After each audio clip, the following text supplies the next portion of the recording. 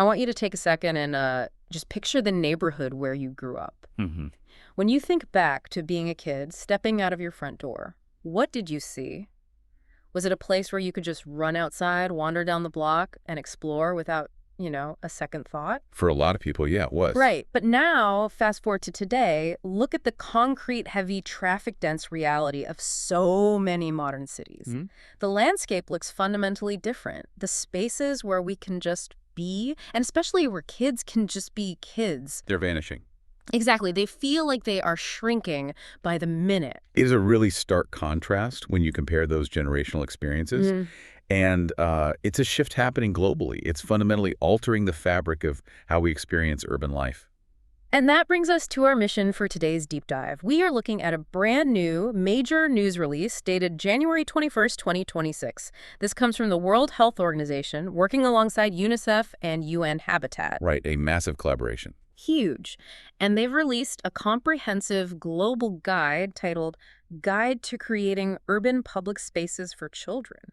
It really addresses a massive blind spot in how we build our environments. Because for decades, city planning has largely just ignored the youngest demographic. So we're going to unpack how these shrinking public spaces are actually impacting child health and how urban design can be revolutionized to put children right at the center of the blueprint. Okay, let's unpack this, starting with the sheer scale of this urban crunch. The numbers are pretty overwhelming. They really are. We are quite literally a world losing its playgrounds. The source notes that over 55% of the world population currently lives in urban areas, and the expectation is that this number will surge to 68% by the year 2050. Yeah. I hear that 68%, and I have to ask, is that just cities physically expanding their borders, or are we talking about cramming millions more people into the existing concrete footprint? Well, it's a combination of both. But the densification of existing areas is a major factor, particularly in developing countries. That's where the bulk of this future urban expansion will actually occur. So things are just getting tighter. Tighter and far more built up. Humanity currently has this unique, rapidly closing window of opportunity. We are at a critical juncture where we can still guide these development trends to protect and promote public health. Because once it's built. Once it's built, it's there. If we miss this window, the infrastructure, the roads, the lack of green space, the concrete layouts, that all gets locked in for generations. That is a heavy thought. The concrete being poured this afternoon decides the health of kids 50 years from now. Precisely. And looking at the current reality, the data in the release is startling. Globally, only 44% of urban residents live near an open public space. Less than half of the people living in cities around the world have easy access to somewhere open to simply breathe. And we must look at who is disproportionately affected by that gap. Because as stark as that 44% global average is, the inequity beneath it is even more profound. How so? When you look specifically at urban residents in low and middle income countries, that number drops to just 30%. Wow. So 70% of people in those cities are just surrounded by buildings, roads, and infrastructure. When a neighborhood lacks a park or a public square, what fills that void? The guide points out that the void is typically filled by environments defined by pollution, heavy traffic, overcrowding, and increasing climate-related hazards. The bad stuff. Exactly. These elements actively restrict a child's freedom to move and play. They create an invisible but very physical boundary around a child's life. You can't exactly send your kid out to play in a smoggy bumper-to-bumper intersection. No, you can't. It completely changes the definition of childhood. Which brings us to the core philosophy of this new WHO guide. They make a really compelling argument that having a place to play isn't merely a nice perk of living in a wealthy suburb. Right. The framework shifts the narrative entirely. Yeah. It defines access to these spaces as a fundamental necessity. There is a quote from the release by Dr. Etienne Krug. He's the director of the WHO Department for Health Determinants, Promotion, and Prevention. He says, access to safe, inclusive public space is directly linked to children's health, development, learning, and social ties, and is a child's right. Calling it a right rather than just an amenity feels like a major legal and social distinction. It does. It changes the level of accountability required from local governments.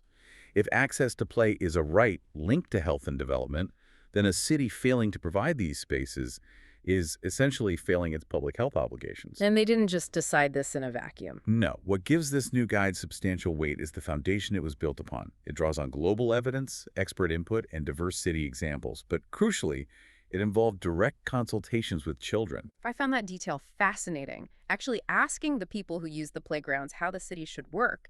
I mean, how does a child's perspective on urban planning actually differ from an adult's? Well, children perceive scale entirely differently. They navigate space based on exploration and curiosity. While we are just trying to get to work. Exactly. Adults generally prioritize efficiency, moving from point A to point B as quickly as possible. A child notices the texture of a wall, the lack of a curb cut, or the speed of a passing car far more acutely than an adult who's just driving through that same neighborhood. So what happens when we actually listen to them? Dr. Nathalie Roble, the WHO technical lead for urban health, offers a 2030 vision in the release. She suggests that child-centered urban areas can fulfill this right to play, while also accelerating progress towards safe, accessible public spaces for everyone by that 2030 deadline. What's fascinating here is the underlying principle that designing for the most vulnerable demographic inherently makes cities better for all demographics. Right, it trickles up. Exactly. Think of a concept like a continuous sidewalk, where the pedestrian path stays level across an intersection. It forces cars to ramp up and slow down, rather than forcing pedestrians to step down into the road. Oh, I've seen those. If an intersection is safe enough for a 7-year-old to navigate independently, it is naturally safer for someone pushing a stroller, a person using a wheelchair, or an elderly resident. By lowering the threshold of difficulty to navigate a city, you elevate the quality of life for the entire population. If you build a city for a car, you get a city for cars. If you build a city for an 8-year-old, you get a city for humans. That's a great way to put it. So to make this actionable for city planners, the WHO, UNICEF, and UN-Habitat laid out a global framework. They gave us an acronym to tackle this: SPACES. SPACES. Let's walk through the blueprint. Let's start with the S. The first S stands for safety. The guide emphasizes the urgent need to reduce safety risks in urban environments through concrete traffic calming measures. It involves creating safe crossings, ensuring pathways are well lit, and establishing secure, undeniable routes to schools and play areas. But beyond just putting in a crosswalk, how do cities actually calm traffic? Because a painted line on the road doesn't physically stop a speeding car. No, it doesn't. City planners use physical interventions. Concepts like chicanes, which are artificial curves built into a road to force drivers to actually steer and slow down. Or the raised pedestrian crossings I mentioned earlier. But there is a deeper layer to this S. What's that? Safety isn't merely the absence of accidents. It is the absence of the constant looming threat of an accident. The psychological toll of navigating dangerous streets. Precisely. Imagine the cognitive load on a developing brain when a child has to be hypervigilant just to walk 2 blocks to school. Just constantly stressed. Right. A child's constantly looking over their shoulder to avoid speeding vehicles cannot engage in unstructured play or socialize freely. If a route feels like a high-stakes obstacle course, parents simply drive their kids, Which adds more cars to the road. creating a vicious cycle. The physical environment must inherently signal safety. Makes total sense. Let's move to the P. I initially assumed this stood for parks, but the guide uses the word play. What is the distinction there? The guide advocates for embedding play opportunities across all types of public spaces. It actively challenges the compartmentalization of childhood. The idea that play only happens in a designated spot. Exactly.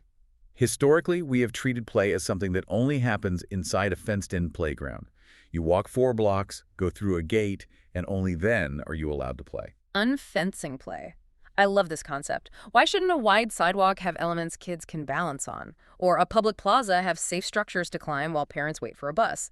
Instead of making play a scheduled, destination-only activity, you weave it into the daily routine. It normalizes physical activity and exploration as a constant background to a child's life. Think about tactical urbanism, cities painting interactive games or colorful maze patterns directly onto wide pedestrian corridors. That's brilliant. It turns a mundane walk to the grocery store into an engaging physical activity, which is essential for cognitive development. Which brings us to the A, access. Prioritizing access means looking at where the need is greatest, rather than where it is politically or economically easiest to build. The guide explicitly advises using mapping and spatial assessments to direct planning and investment specifically into low-income, high-density, and informal settlements. Before we go further, clarify spatial assessments for me. That sounds like a heavy academic term. What does that actually look like for a city government?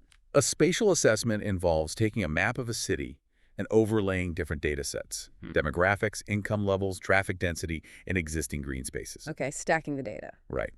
You physically locate the dead zones where children have zero access to parks within a 10-minute walk. The strategy dictates that funding must be forcefully directed to those specific red zones on the map. And you mentioned informal settlements. Going back to that statistic, that only 30% of urban residents in low and middle-income countries have access to open space. How do you define an informal settlement in this context? Informal settlements are essentially self-built, unplanned neighborhoods that lack formal municipal services like paved roads, sanitation, or designated public land. So there's no grid to work with. None. Because they are highly congested and unplanned, creating access in these areas requires profound spatial ingenuity. You cannot simply bulldoze homes to build a massive park. Right. It requires micro-interventions, carving out small, safe communal areas and ensuring those specific children aren't forgotten by the formal city planning budget. Okay, let's look at the C. What does that stand for? Child health and the environment.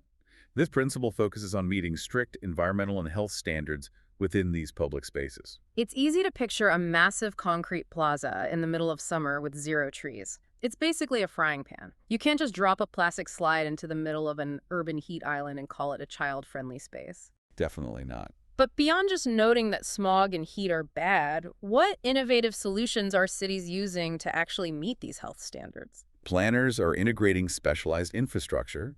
We are seeing the implementation of microforests. Microforests. Yes, densely planted clusters of native trees that grow rapidly and cool the immediate surrounding air by several degrees. Cities are also using reflective, permeable pavements instead of dark asphalt to reduce surface temperatures. That makes a huge difference. It does. This principle highlights that a public space is useless if the air quality triggers asthma or if the equipment absorbs so much heat it causes burns. The economic cost of ignoring that must be staggering. If you don't invest in cooling a playground, you end up paying for the healthcare costs of respiratory issues and heat stroke down the line. The environment has to actively protect the child. The physical environment must serve as a sanctuary from urban stressors, not an amplifier of them. Moving to the E in spaces, equity and inclusion. The guide mentions applying a lens of universal design to remove social, gender, and physical barriers. Let's pause on universal design. I think most people hear that and immediately picture adding a wheelchair ramp to a playground. Yes, they do. What are we actually talking about when we apply that to a child's space? A wheelchair ramp is accessibility, but universal design goes much further. It is the design of an environment so that it can be accessed, understood, and used to the greatest extent possible by all people, regardless of their age, size, or ability. Okay, give me an example. In a playground, this means integrating multisensory experiences, equipment that incorporates sound and varied tactile surfaces for visually impaired children. It means offering varied challenge levels side by side. Side by side is key. Absolutely. So a child with limited mobility can play in the exact same physical area as a highly agile child, rather than being relegated to a separate special piece of equipment way off in the corner. That makes a lot of sense. But physical barriers are obvious. The guide also explicitly calls out the need to remove social and gender barriers. How do you even measure a social barrier in a public park? You measure it through observation and community participation. A social barrier exists when certain groups feel unsafe or unwelcome. For instance, if a public square consists only of a single large soccer pitch, it will likely be dominated by older, more aggressive children. Frequently boys. Right, pushing out younger children and girls who might want to use the space differently. So true. If you don't design with specific intentions, the space just gets monopolized. Which is why the WHO guide emphasizes deep community engagement. You cannot eliminate subtle social or gender barriers without asking the local residents, including the girls and the younger children, what would make them feel safe and comfortable claiming ownership of that space. Here's where it gets really interesting, the final letter. The S at the end of spaces stands for sustainability and resilience. The guide talks about revitalizing underused land. Cities are full of these dead zones, abandoned lots, overgrown alleys, or those weird concrete triangles between intersections that usually host a single resilient weed and some discarded lottery tickets. Those neglected fragments of land represent massive untapped potential. The sustainability principle advises transforming those exact scars of the city into green and blue infrastructure. integrating child-friendly spaces into broader climate-resilient strategies. Break down blue and green infrastructure for me in the context of a neighborhood. Green infrastructure refers to urban forests, planted corridors, and green roofs. Blue infrastructure involves integrated water features, bioswales, and natural drainage systems. So managing the water. Exactly. When a city takes an abandoned paved lot and transforms it into a sponge city park using permeable surfaces and native plants that absorb massive amounts of rainwater, it serves a dual purpose. Hitting two birds with one stone. Precisely. It provides the natural exploratory environment children need for healthy psychological development, while simultaneously building the city's resilience against climate change by managing stormwater, preventing flooding, and reducing the urban heat island effect. It's a win-win. Child-friendly design is not a competing interest against a city's climate strategy. It is a synergistic component of it. When you design a sustainable, resilient environment, you are inherently designing a place where human life can endure over the long term. That takes us through the entire Spaces framework: safety, play, access, child health, equity, and sustainability. The WHO, UNICEF, and UN-Habitat have laid out an incredibly detailed roadmap here. But I want to turn this directly to you, the listener. You might be sitting in traffic right now or walking down a noisy street thinking, I don't have kids. Why should I care about child-centric urban design? It is a valid perspective to consider, but the implications we've discussed extend far beyond the perimeter of a playground. The layout of your city dictates the rhythm of your daily life. It affects your baseline stress levels, the air you breathe on your commute, and the vibrancy of your community. A city that successfully applies the Spaces framework, a city safe, green, accessible, and resilient enough for a 7-year-old to navigate independently, is ultimately a healthier, quieter, and more efficient city for you too. Exactly. It means fewer cars bottlenecking your commute, cleaner air, and actual nature integrated into your daily walk to the coffee shop. If we connect this to the bigger picture, humanity has crossed a permanent threshold. The majority of our species now lives in cities, racing toward that 68% mark by 2050. Yeah. The policy and design choices made today, using frameworks like this one, will define the physical and mental health of generations to come. We cannot afford to build environments that merely house people. We must build environments that sustain them. It is an immense opportunity. And I want to leave you with a final thought to mull over today as you go about your routine. Think back to the fact that they actually asked children how cities should be built.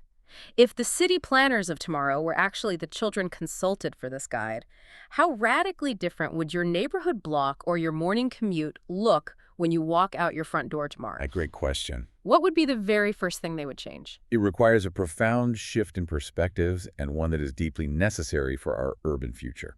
Thank you so much for joining us as we unpack this incredible new guide. It's been a fantastic conversation, and we really appreciate you taking the time to explore this deep dive with us. Stay curious, look closely at the spaces around you, and we will catch you on the next one.